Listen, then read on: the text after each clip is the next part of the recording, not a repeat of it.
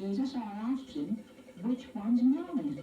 Because how am I supposed to tell one toad from another? You can't do it, can you? Oi, just look at this pump. Well, it's all right, isn't it? All right. Well, if Mr. Arkwright sold this... No, it won't do at all, Neville. You'd better put it right. I'll come and check it.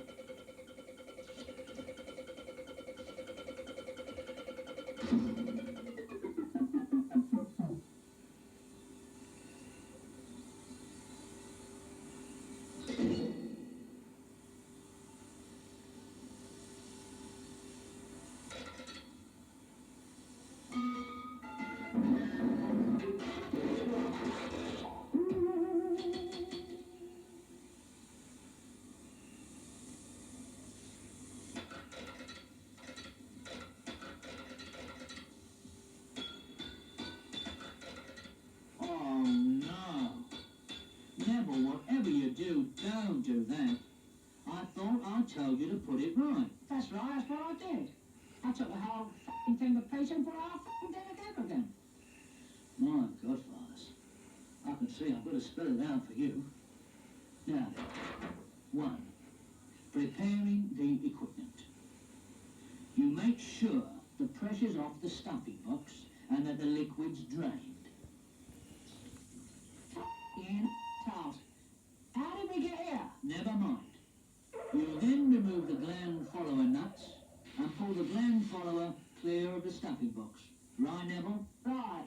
You then take paired extractor tools of the correct size and screw them into the old packing on opposite sides of the shaft and carefully withdraw the old packing. You then remove any remaining bits of the old packing and wipe the stuffing box and shaft clean. And don't forget the old packing rings should be kept for examination. I mean, look at that one, squashed flat. You over-tighten that. Is that all right, Neville? Right. Check the shaft to see it's centred in the bore of the stuffing box. Make certain it's running true.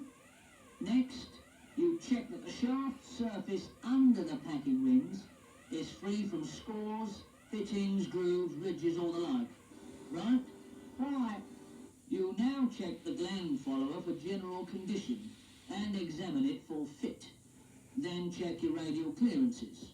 Get them right and you'll stop cocking and the follower touching the shaft, which can cause shaft damage and overheating. Check the clearances at the bottom of the box.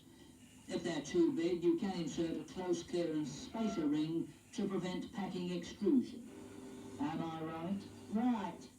Next, measure the depth of the stuffing box to find out how many rings will be required, not forgetting to allow for the entry of the gland follower.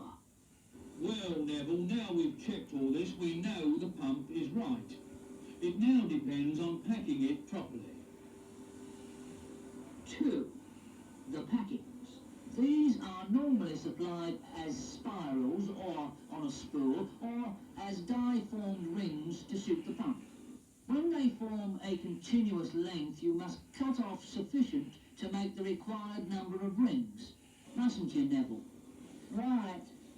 You place the packing round the shaft or round a mandrel of the same diameter.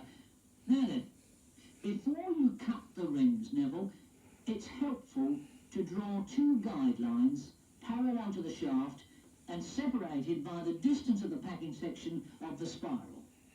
Now you cut the rings diagonally across the squares, thus ensuring that no gap is left between the ends. Right? Right.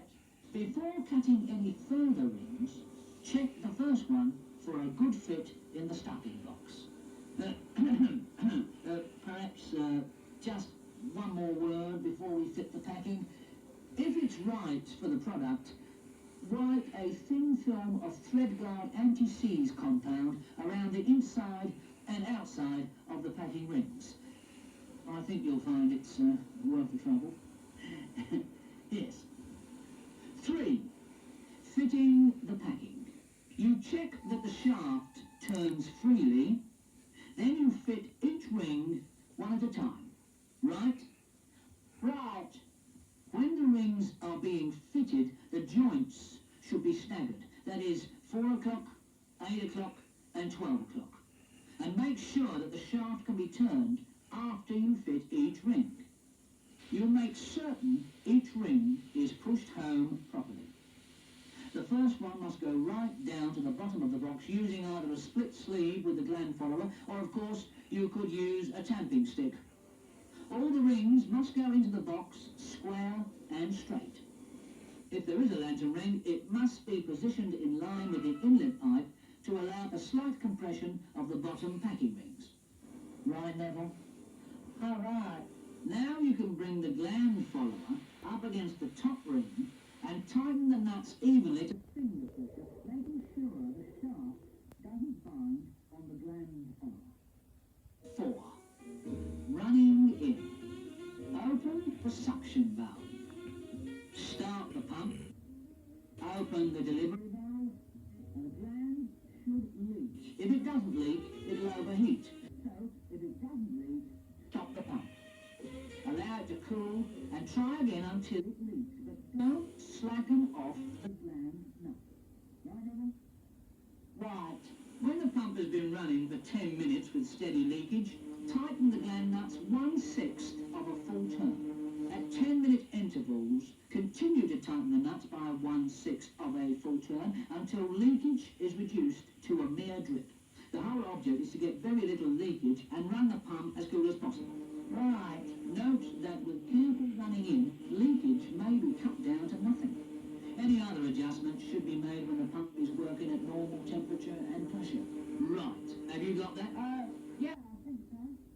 Make sure the pressure's off the starting block and the liquid is drained, and then you remove The gland follower nut.